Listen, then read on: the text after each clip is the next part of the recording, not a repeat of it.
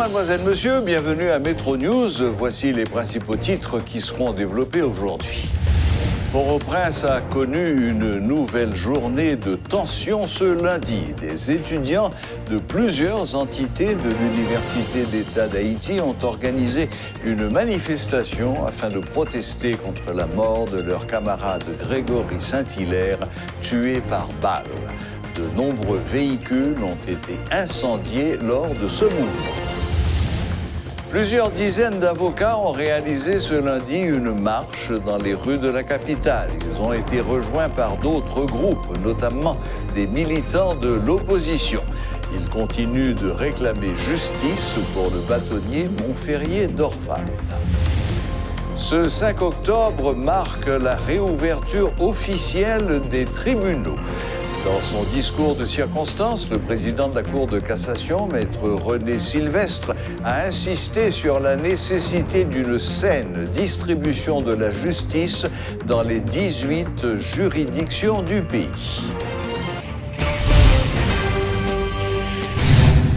La situation a été très tendue aujourd'hui dans plusieurs zones de la capitale, avec des manifestations, des pneus enflammés, des jets de pierre. Ce fut le cas au Champ de Mars, autour du Palais National, au Bois-Vernat, à Canapé Vert, ainsi qu'à la rue Monseigneur Guilloux et autour de l'Inaguet et de l'avenue Christophe. Dans ces endroits-là, c'était surtout les avocats et les étudiants qui manifestaient, mais il y a eu également quelques manifestations autour de Clercine et du carrefour des Trois Mains. Un de nos reporters a essayé de faire le tour de ces différents foyers de tension et il vient ce soir sur le plateau pour nous dire ce qu'il a vu et ce qu'il a pu constater. Bonsoir Jean-Jules Desaugustes.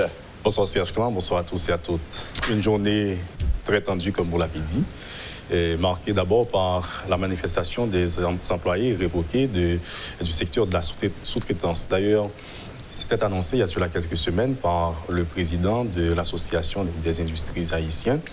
Il disait que si la gourde n'est pas revu à la baisse, si le dollar n'est pas revu, c'est-à-dire si le dollar ne retrouve pas sa valorisation comparative à la gourde, il se pourrait que plusieurs de ces industriels ferment leurs portes parce qu'ils ne pourront pas tenir, donc répondre aux exigences salariales des employés. Donc, selon certaines informations recueillies du secteur, plusieurs employés ont trouvé leur révocation à la suite de mouvements entamés et à cause de cette situation que connaissent les industriels du secteur de la sous-traitance de manière globale. C'est aujourd'hui que ces employés-là ont pris les rues pour faire entendre leur voix d'une part, mais à côté de cela, à côté d'une demande de réintégration, ils ont exigé que leurs employeurs revoient leur salaire à la hausse.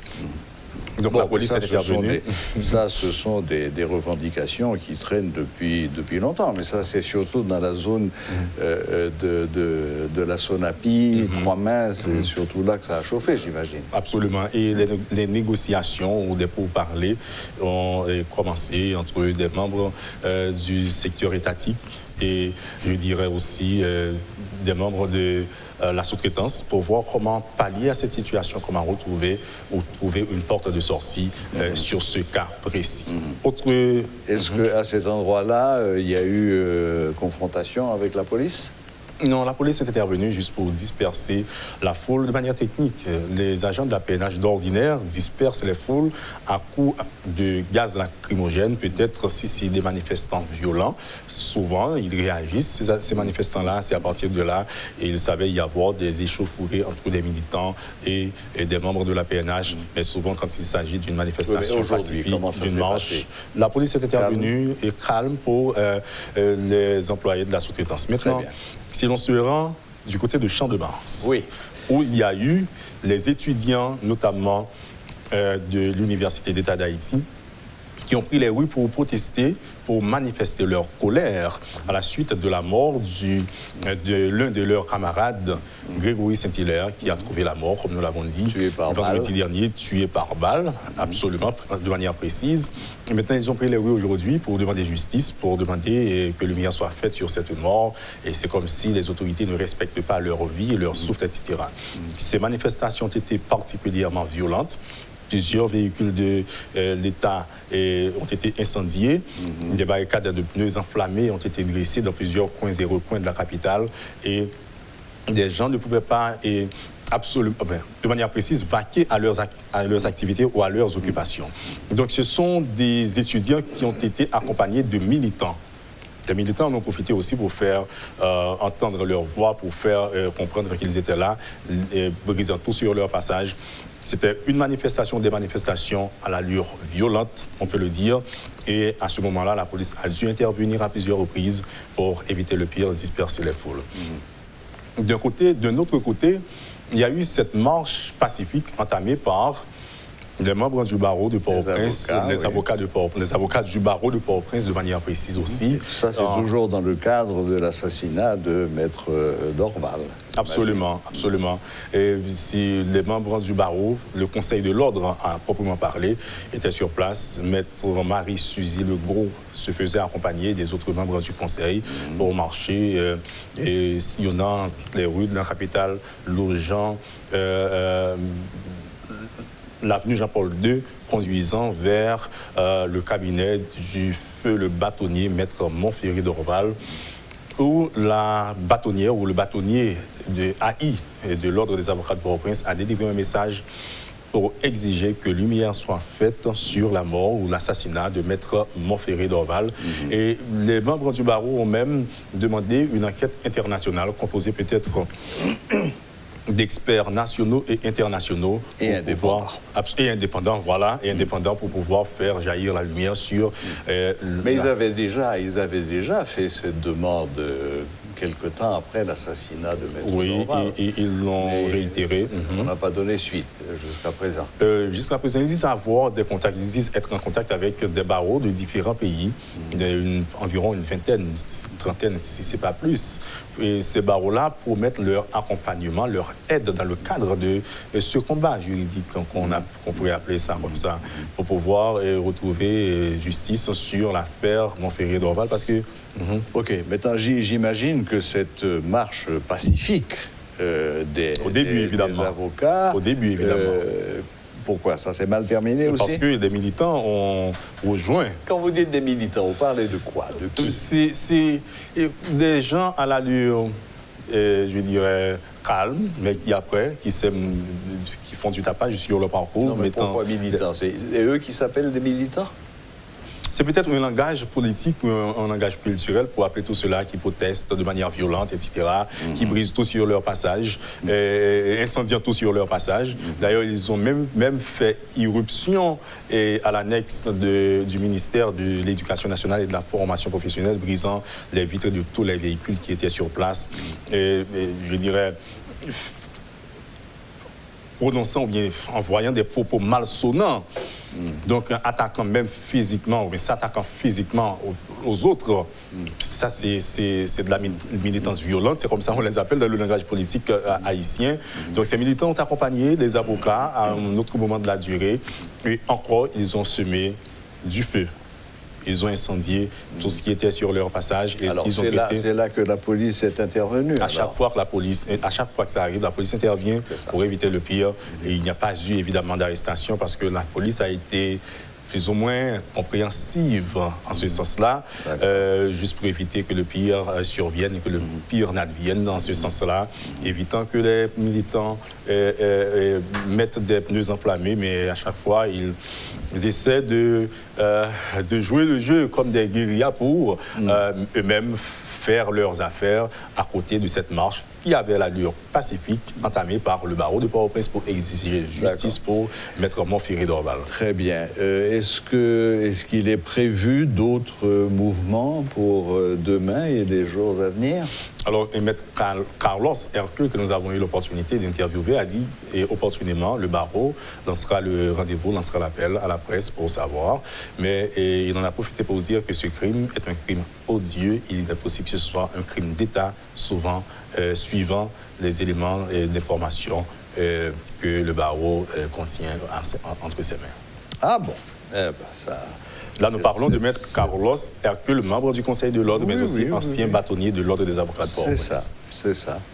Bon, eh bien, merci Jean-Jules, merci de ce compte-rendu complet de la journée d'aujourd'hui. Donc, les ouvriers de la sous-traitance d'un côté, qui avaient été révoqués et qui demandaient qu'on les réintègre. À côté de l'augmentation salariale. Et qu'en même temps, on leur accorde de meilleures conditions de travail et une augmentation de salaire. Et puis, de l'autre côté, les étudiants et ceux que vous appelez les militants, avec lesquels ça a été un petit peu plus chaud, apparemment.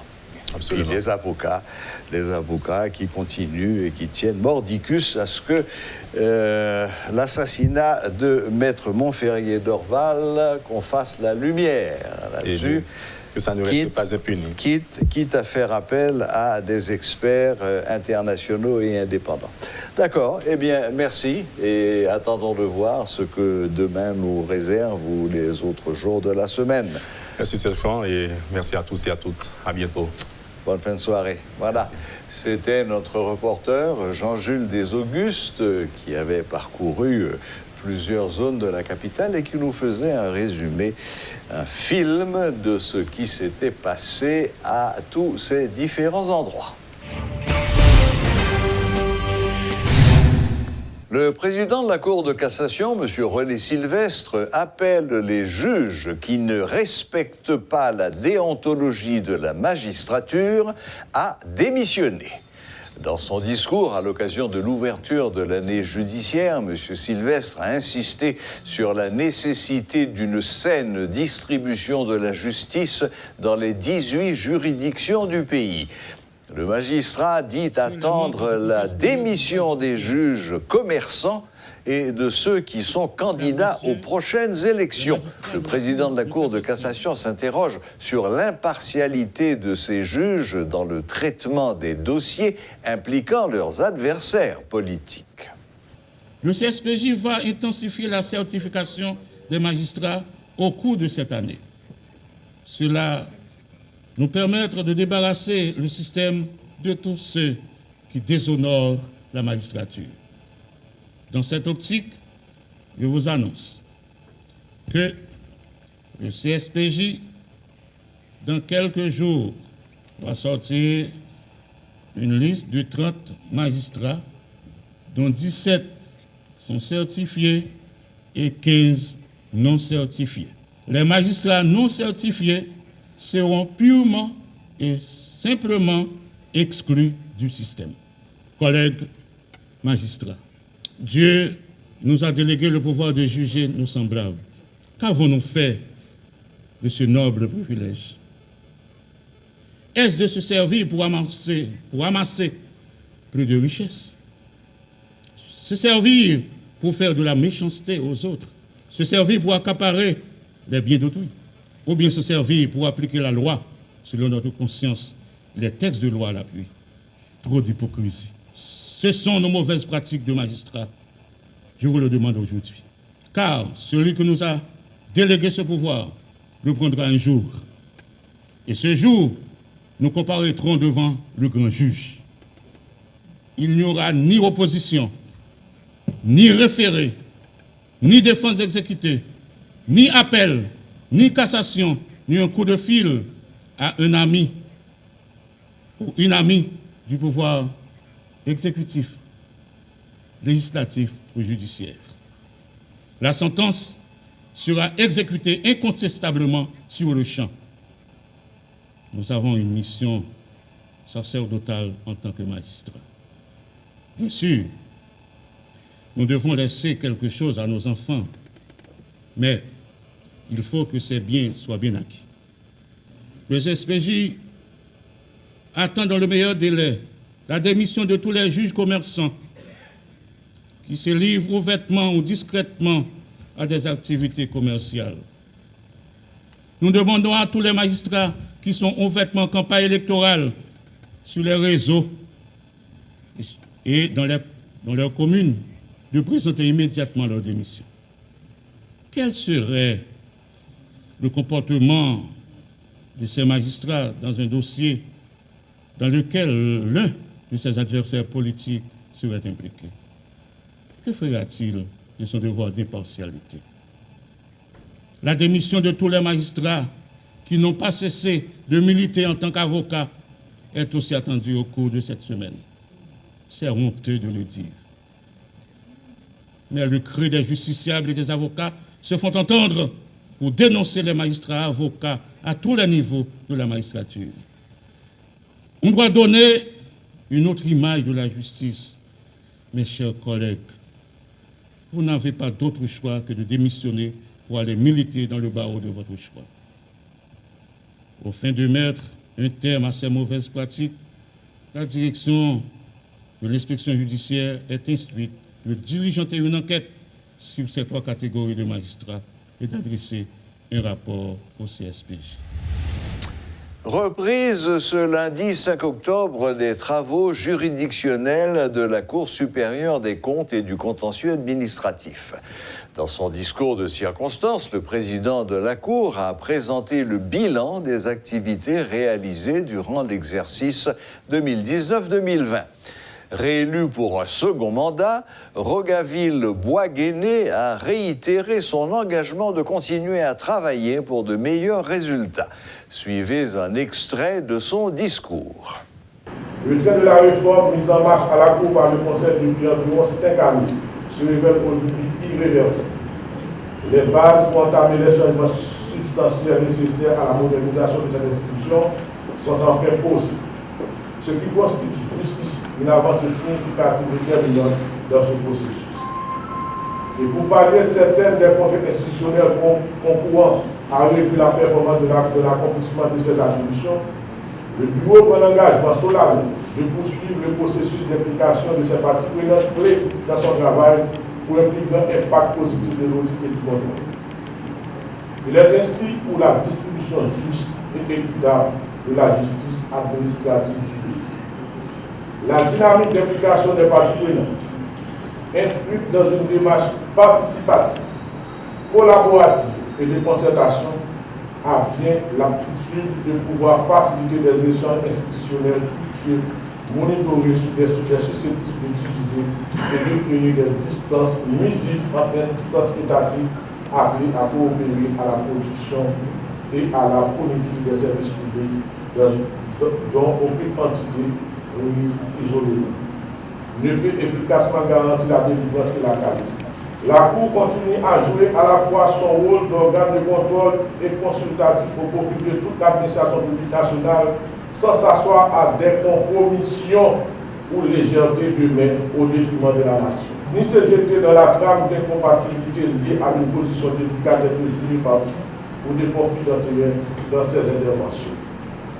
Vu l'importance déterminante de la Cour dans tout processus d'impression d'une politique de gouvernance publique responsable, l'établissement ainsi d'un état de droit au sein de l'administration publique nationale, il est indispensable que le Conseil maintienne son élan actuel de travail rigoureux, objectif et impartial vers la satisfaction des besoins des membres de la société. À cet effet, je tiens fermement à renouveler mon indéfectible engagement à opérer, comme il a été bien le cas tout au long de l'exercice sous les directives éclairées du Conseil. Au fait, la solidarité institutionnelle qui caractérise les décisions collégiales de la Cour ne fait pas défaut. Ce qui a valu à cette dernière un résultat collectif déjà enregistré depuis l'investiture de cette composition du Conseil et qui fonde ainsi l'immense fierté que j'ai pu continuer à présider avec courage et détermination une seconde fois le bureau du Conseil de l'exercice 2020-2021. L'ex-député de Pétionville, M. Jerry Tardieu, prend la tête d'une nouvelle formation politique baptisée En Avant. L'entrepreneur, fils d'un ancien député de Corail, assure que son mouvement centriste a un penchant pour la justice sociale et la création de richesses. Il donne l'assurance qu'en avant propose des discours et pratiques politiques différents. En avant, c'est un nouveau mouvement politique que nous lançons dans le week-end. Pour qui ça non ça? Non ça, c'est en mémoire de Capra la mort. Capra la mort, c'est une des ancêtres dans l'histoire qui plus influencé, qui plus inspiré nous. Nous songeons 1803 et une boulette canon qui tire chevalier, il tombe levé épée à la mise du grenadier à l'assaut, ça qui nous a fait en avant, en avant. Il pas même mais nous estimons que c'est dans l'histoire nous on a joindre des personnalités qui capables inspirer nous par ça ils fait, ça ils dit, ça ils été pensé, ça ils été écrit. Nous pensons que Capra la mort sont un exemple de bravoure, de patriotisme, de persévérance. Et non société qui perd espoir, non société côté tout le monde pas croire dans rien, non société que confiance n'a pas existé encore. Et nous pas faire une confiance, nous peuple pas faire président confiance, il pas faire premier ministre confiance, il pas faire parlementaire confiance, il pas faire voisin confiance, aller ouais pour famille. Donc nous pensons que gagnons un travail de restauration de la confiance à partir d'un discours positif qui pourrait aller de l'avant. C'est pour ça que nous choisissons non ça. Je dis nous non cafou côté faut que nous prenions responsabilité nous. Et nous-mêmes nous dit en avant parce que nous-mêmes nous avons perspective positive. Nous dit bah pas bon. Nous dit tout le monde mettez langue en basselle nous parce que le pas capable éternellement rester Jean Lia. C'est pour nous organiser nous pour nous construire un pays et l'objectif est le même. Les ancêtres nous ont quitté un pays pour nous. Ils ont écrasé, ils ont brisé chaîne de l'esclavage pour nous vivre libre. Mais ce n'est pas seulement pour nous vivre libre, pour nous monter, descendre, pour nous faire rien. Ils ont une ambition pour nous, c'est pour nous créer un grand pays. Donc, nous pas de droit trahir rêves ancêtres. C'est pour ça que l'objectif, là, je dis, tu as le même objectif qu'en 1804, mais nous avons souhaité que les Haïtiens qui croient à nouveau à rêve ça, pour nous changer Haïti. La devise de notre mouvement pour nous changer Haïti. Ensemble, parce que c'est ensemble nous avons fait. C'est un mouvement politique. Et nous fatiguer nos bouquets à hypocrisie. Pour qui ça? La plainte que notre pays a un bon monde qui est préparé, qui est compétent, qui est qui peut servir le pays. Il y a plein de leaders politiques, il y a plein de partis politiques, il n'y a pas rien pour changer le personnel politique là. Nous-mêmes nous disons, il faut faire politique parce que c'est un outil politique que nous avons réalisé rêve nous. En avant, c'est un mouvement qui monte parce que nous pensons plus l'idée, l'autre leader, l'autre profil, l'autre discours, ça doit bougeonner dans la société. Le bureau de communication de la présidence annonce le décès du père du président de la République, M. Étienne Moïse, survenu le dimanche 4 octobre en sa résidence privée. En cette douloureuse circonstance, le bureau de communication de la présidence présente ses sympathies au chef de l'État, Jovenel Moïse, ainsi qu'aux parents et amis qui sont dans le deuil. Selon la présidence, M. Étienne Moïse était un homme conciliant et courageux qui a su se sacrifier et faire preuve de courage et de persévérance au bénéfice de sa famille. Jusqu'au soir de sa vie, il a poursuivi et maintenu dans un profond sentiment d'attachement à son pays son plus grand rêve, celui de contribuer au progrès et au développement de la nation. Notons que le nouveau président dominicain, Luis Abinader, a présenté ses sympathies à son homologue haïtien. Voilà. La boucle est bouclée. Merci de nous rester fidèles. Très bonne semaine à toutes et à tous et à la prochaine. Même heure, même chaîne.